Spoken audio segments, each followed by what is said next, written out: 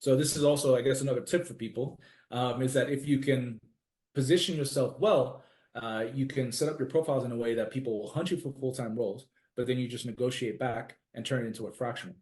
And if you keep those clients satisfied, you'll have, long-term clients.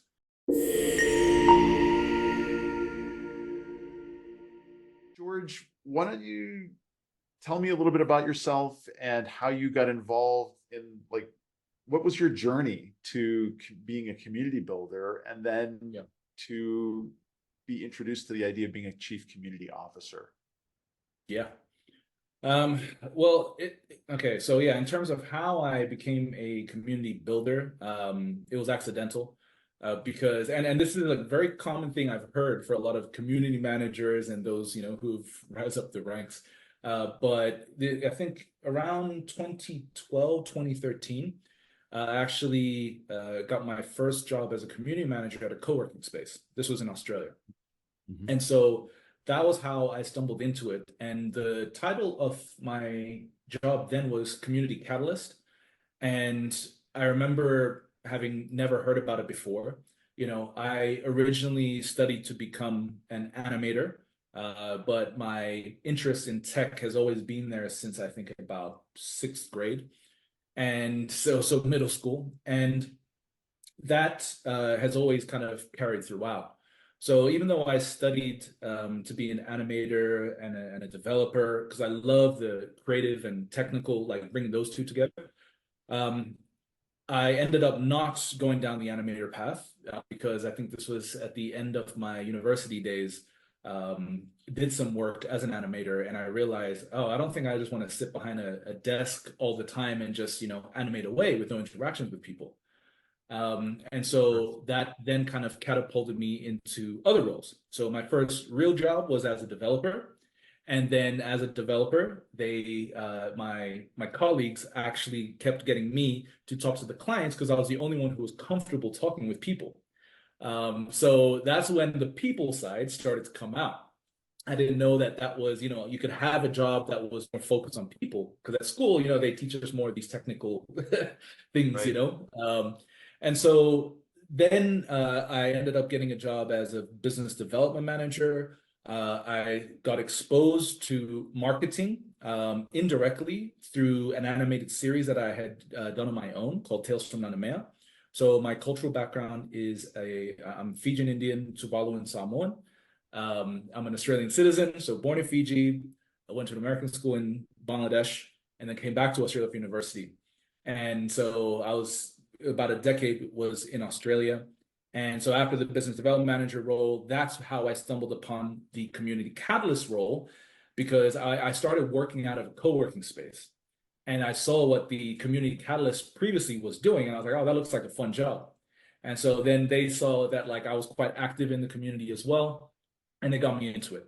So that's kind of, the long-winded answer to how I got started. And then from there, I really started to see how community management was starting to become a thing. I know it existed in other industries, especially when you're dealing with, even just suburban communities, neighborhoods. They had like community roles, community engagement leaders, et cetera. But nothing in the types of industries that like it is now in, right? Mm-hmm. And so then I just started building on top of that community catalyst role. And that led to, so started off in a co-working space, then I went into enterprise corporate, and I became an enterprise community manager, a global one. I then also during this time got involved with the Bitcoin space. That was 2013. And that's how I ended up building communities in the Bitcoin space. And so I was quite ahead when it comes to, the community and tech side. And this became a consistent thing for me. So I had the technical, I guess, skills to be able to understand all this emerging tech as it kept coming out. And I then just translated that for the communities who maybe were not so technical and was just a bridge between the two.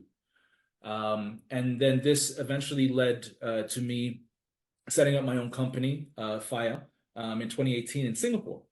And this is where I took the hypothesis that community was going to become even more of a thing in the tech space. And because I already saw it, over the last 5 years with Bitcoin and those communities coming up. And yeah, then that led to getting clients, out of Singapore, and realizing that that was kind of all the makings of the fractional consultant, role. Now, I didn't know that that was a thing. So this all just kind of built up, right? Till more recent years, where I learned about the fractional setup, and I had experimented essentially with all levels of business. So from freelance, startup, SMEs up to enterprise. And then there was a project called the Tuvalu National Digital Ledger Project, which was actually about us incorporating blockchain for a small micronation in the Pacific, Tuvalu, which is where I have my heritage. And that was really interesting because all of my skills from the community side was very relevant for that project. So cultural translation, taking community into account, because in the Pacific, they actually had something called blockchain colonialism or something. Like, it was a very interesting term where there were people on the ground who actually were fearful that tech was another form of colonization in the Pacific Islands, right? And it was very fascinating for me. But that kind of showed me that the people community aspect in certain cultures, that needed to be considered first before tech was brought in. And then my experiences in the tech world was that they'd always kind of just roll tech out without ever considering the culture and people side or the community first. Mm-hmm. So again, this is how my company kind of set up a niche for itself, where it's a bridge, between the worlds.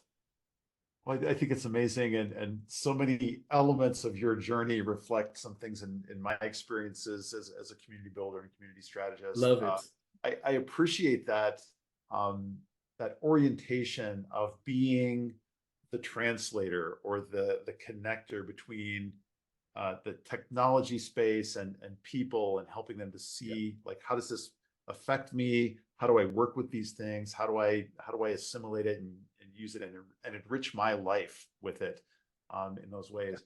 I think it is something that I suspect that all of us that are in community leadership kinds of roles are to some degree pretty good at, which is being that interpreter of experience and conveying the value of what's shared as an interest, in and amongst a group. Yes. So I'd love to delve further into the world of community. I love Sure. Community Catalyst as a title, but I think to kind of focus on our topic here today, we'll have to do another session to talk about this. But to focus on the topic today around the rise of the Chief Community Officer. I know you wrote a piece on LinkedIn about this last year, which I saw and loved, by the way. And so I know that the topic of that role has been on your mind. It's been very much on my mind, which is why you're the first person I'm talking to about this series. What do you see as the reasons why a Chief Community Officer role has been adopted by maybe more visionary organizations and CEOs, and what does that role have to do with other places in the C-suite? How does it relate to the CMO role or to the CIO? Where does this person live who has that CCO title? Yeah, it's a really fascinating one, because from my experience, I think community people often aren't given the respect maybe that they deserve because of the title, because of the word community in it. Community on its own often is considered a soft form of power, right? And it's interesting because I've got a newsletter which it's now called Micro Empires. And I'm looking at, like, essentially how these micro empires of the past are informing these micro businesses that are starting to rise as well, right? And when you're looking at, like, nations and how they look at power as well between one another, there is hard power and soft power. And the soft power is something that, I don't know if it's more of a modern phenomena, but you can see it through diplomacy. You can see it through the exports of culture, right? If you look at South Korea, one of their exports is K-pop, right? Absolutely. If you look at, right? And that's a form of soft power. And I think businesses also have this.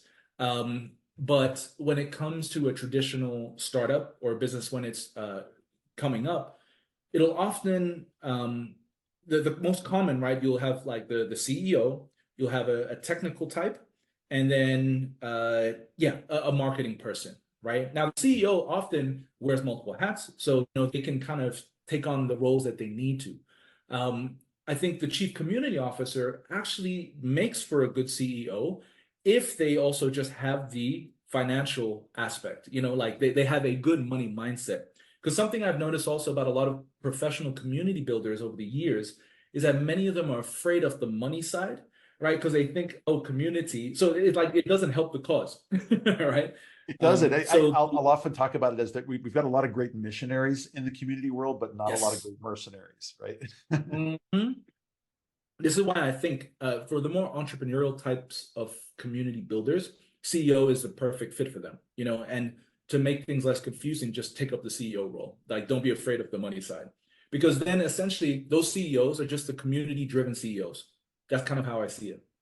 Now, where a fractional chief community officer comes in is probably if there is a company that's much larger and they're going through a transformation and they have essentially the money to be able to spend on another C-suite to bring in. That's at least what I've seen so far, right? Because you can see with some of these larger companies, you'll start to see a whole bunch of like C-suite members, for better or worse, right? A whole bunch of VPs with titles you might never have heard of.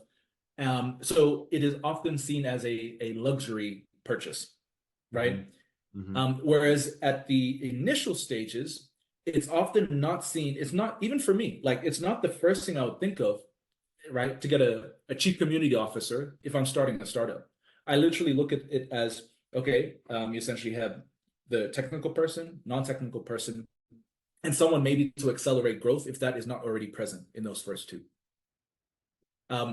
So yeah, from a chief community officer standpoint, that's kind of what I've observed, why I think there's been either hesitation or not a large uptake of the chief community officer position. But that also means that for me and how I've been able to deal with this is that I often attract C-suite executives who get it. So you don't have to convince them, right? So there are often other people in those positions who understand the importance of community, but they want to focus on the visionary stuff. And they know that as part of their vision or plan, community is a big part, and they know to start focusing on it at the beginning. I come back to this a lot, where if I've got to convince a CEO or even somebody that's looking to hire me on a consultancy basis about what the value of the community is, I'm not interested, because I'm not gonna change their minds. Like they've got to have that inward conviction and understanding themselves that community building in and of itself means things like driving customer loyalty, driving bottom line revenue, deepening a sense of connection, advocacy, testimonials, all of the things that come with building a strong community around a brand or a 100%. promise. Yep. I absolutely feel what you're saying. So let me put this in another way. So there's good reasons, and I understand that sense of the luxury buy is there for that chief community officer, and I can see that as a barrier to some organizations trying to think about this. How is it that that chief community officer role is qualitatively different from that of a community manager who's just hired to who's hired to come in and run the community? I have some things in my mind. It's a loaded question, that I'm asking you, but I'd love to hear your take on sort of like, what are the roles and duties of a CCO? Okay, so from my experience so far, right, it's, all the responsibilities that you'd expect from any C-suite executive, right? And then some. So it's somebody who has experience building, scaling communities, but understands the importance of the money side, that can speak to the executive team very specifically about, okay, here are the things that we're working on. here's exactly being able to delineate, right, between, say, just marketing and community aspects. Because one thing I've noticed too is that sometimes you might have another marketing person and then a community person. So being very clear, like, okay, essentially the marketing person will be responsible if you have those two there, right, at the same time. Marketing person is responsible for attracting the folks, and then there's that sign up point where they enter a community that you've set up, and then they kind of look at that side. And then again, it's often the translation of all the money aspect that affects the bottom line. At the end of the day, that's kind of what I've experienced. That is being the most important, because again, there are high level decisions, has to be able to understand how the community activities impact the business. A community manager could do that. And again, I think the title aspect really starts to matter more on the experience, the skill sets and capabilities.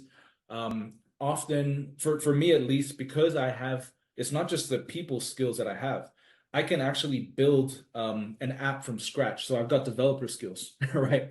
I can actually, again, continue to translate things between the product team, between the development engineering team, all the different departments. And I think it's that breadth of skills that differentiates the chief community officer from just a community manager. Because a community manager on alone often will just focus on, their lane, and might not have those complementary skill sets that puts them at a higher level.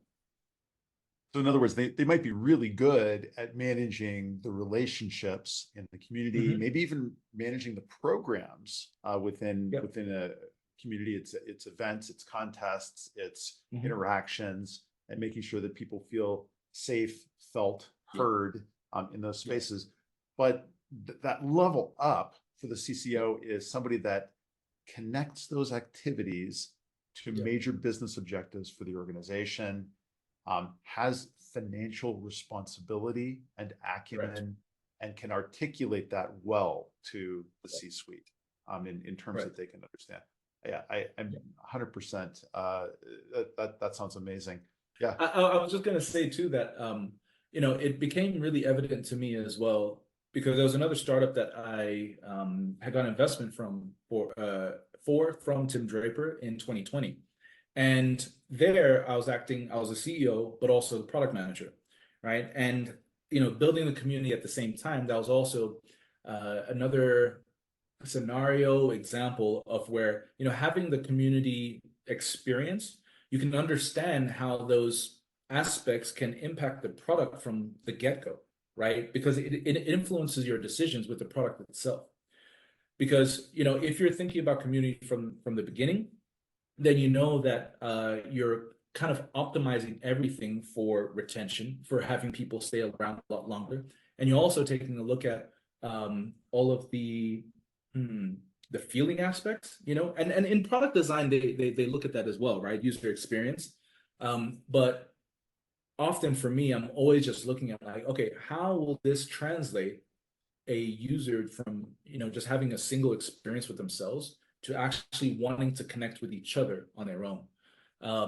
And that often is in the back of my mind. And I think that's often most community-driven people are always thinking about that, how to balance like the individual experience with the overall community experience. Whereas you'll notice people who don't care about the community, and have experiences a lot actually in the tech space. There's so many tech companies, founders who still kind of believe like, oh, we'll roll this tech out and we won't have to consider any of the people's side, and they'll just, screw it. They're just going to have to deal with it, right?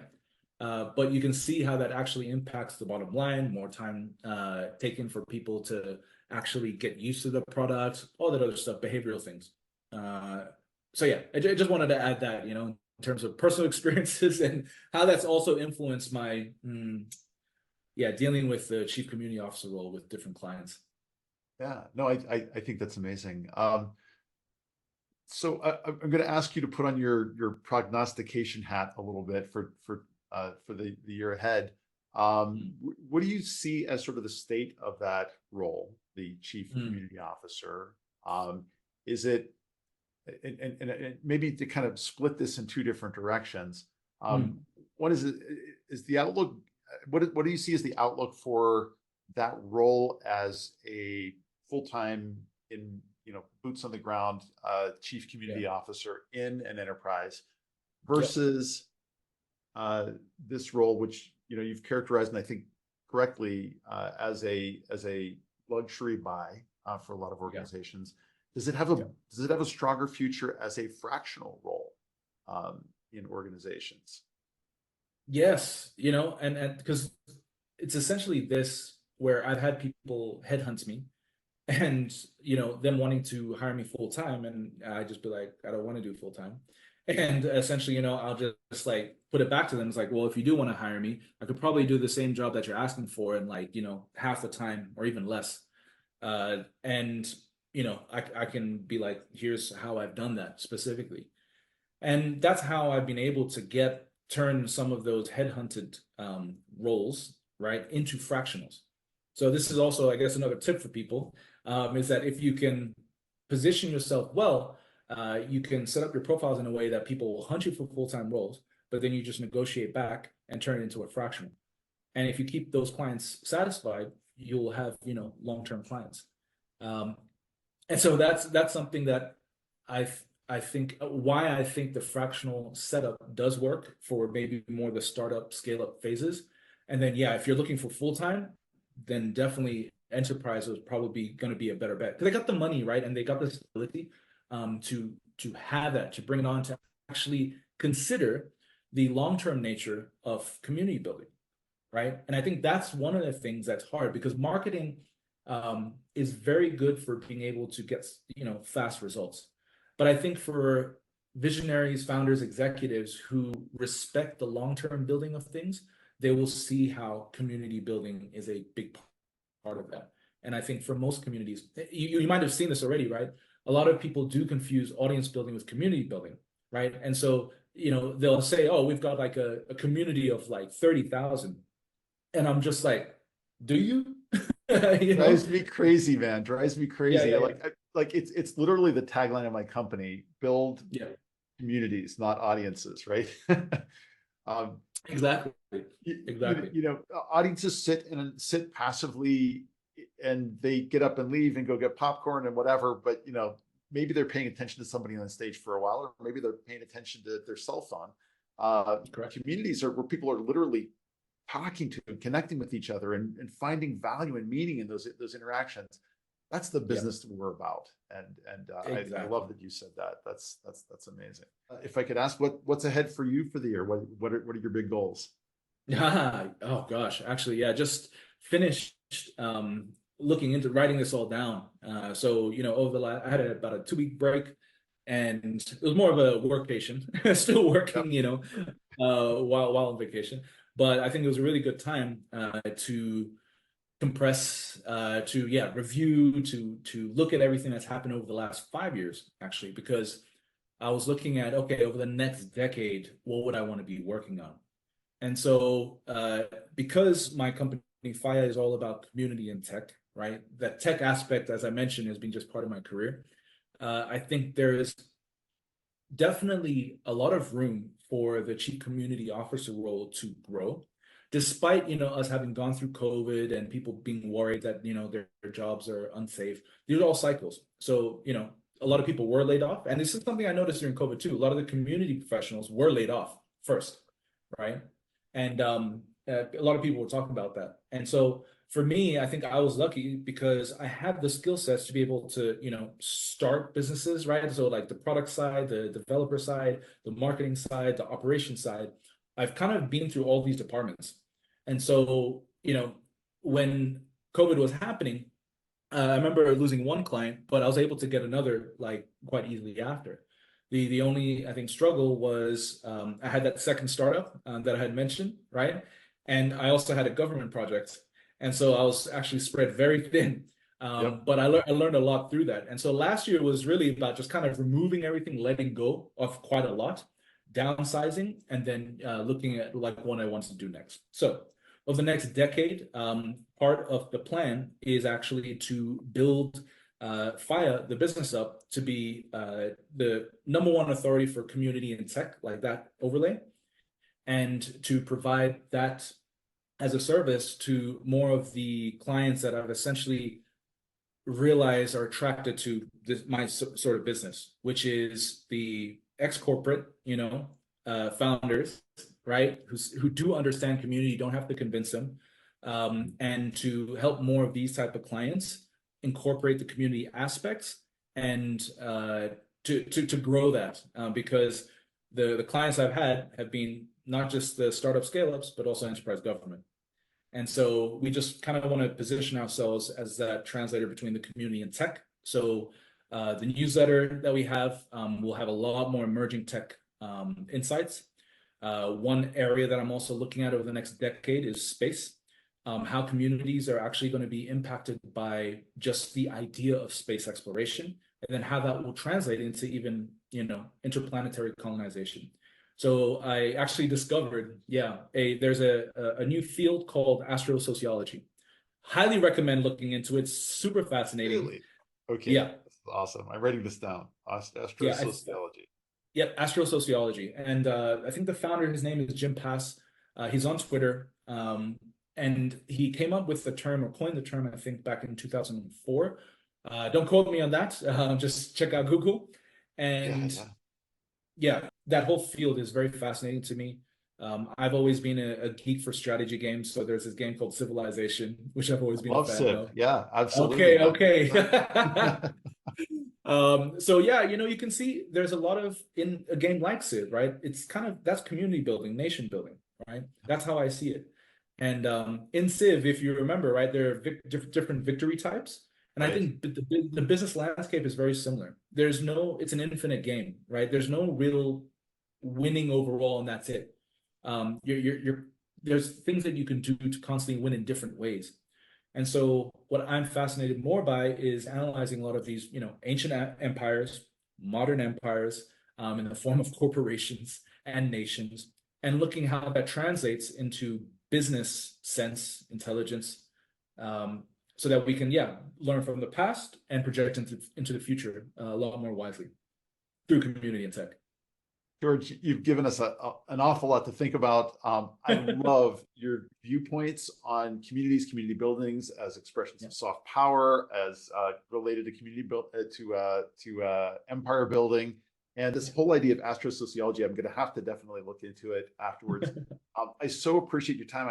I love your work, and I follow it all the time. And I'll look forward to seeing more of you in the Fractionals United community. But thank you so much for taking time with me today. You're welcome. Fantastic. Thanks for having me.